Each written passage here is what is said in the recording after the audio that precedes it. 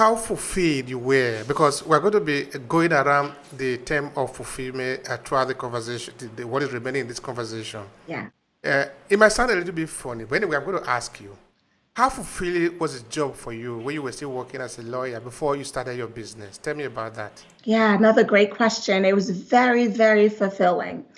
I had always wanted to go to law school. So I was watching courtroom dramas on TV all the time. I had opportunity to take college courses when I was in high school that were about the law. So it was always my plan. I did not have the easiest time getting into law school, and I sort of detail this in a book that I wrote in 2018 because that really was also a pivotal point, a milestone for me personally. And so while I was successful with over 10 years as a lawyer, both at the city level, the state level, and had established myself with a legal career, I realized there was still this tug to do something different, to do something bigger, to have a different type of impact on the world and my community and others. And it was in this form. So it wasn't for me a situation where I hated what I was doing or I hated my job and I was going to flee it. There were things, of course, that there were ups and downs and things that I didn't particularly love, and just like everyone else. But it really just became a calling that really found me. And I began to listen to those nudges and whispers and used basically this also refers to the previous question. I used some of my lawyer skills in my coaching. So as a lawyer, I'm able to communicate with people very well, speak to different audiences. I'm able to be super laser focused as is required by a lawyer. So all of these things help me with my clients and in coaching and in helping others.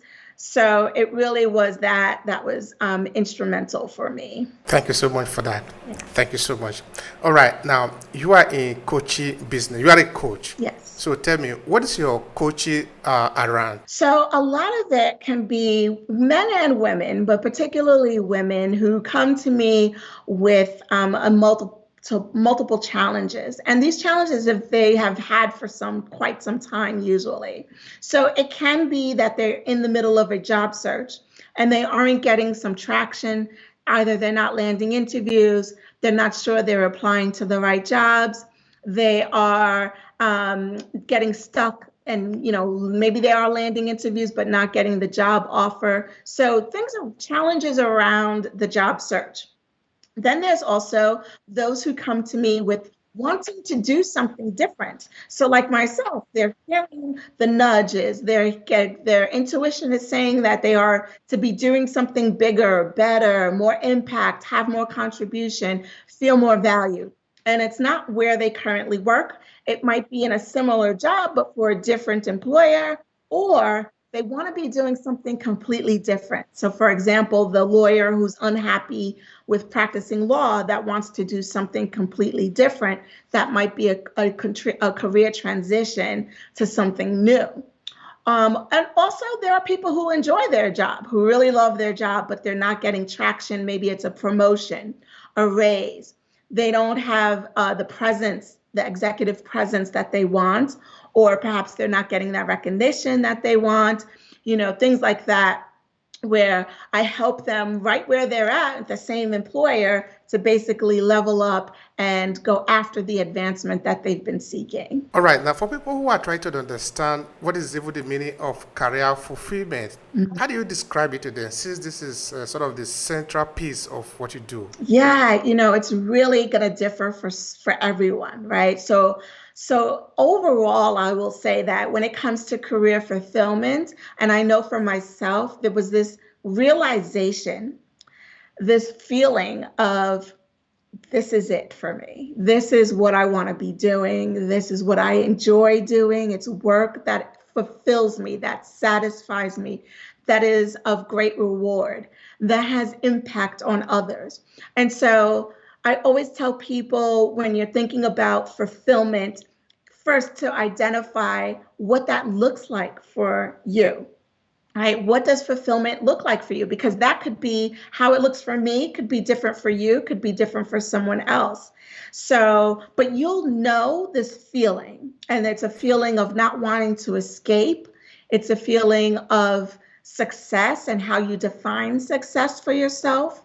And there's this overwhelming realization that you're right where you need to be, want to be, and having the contribution and value that you want to have. So it's a very personal thing. It's also a very outward thing and a holistic feeling, if that makes sense. It does, it does, it does. And but of course, I'm still going to ask you something related to that Sure. that I already asked you. Now, how do you know that you have find something that you will say this is the work that I really want to do? Yeah, that it's really the feeling.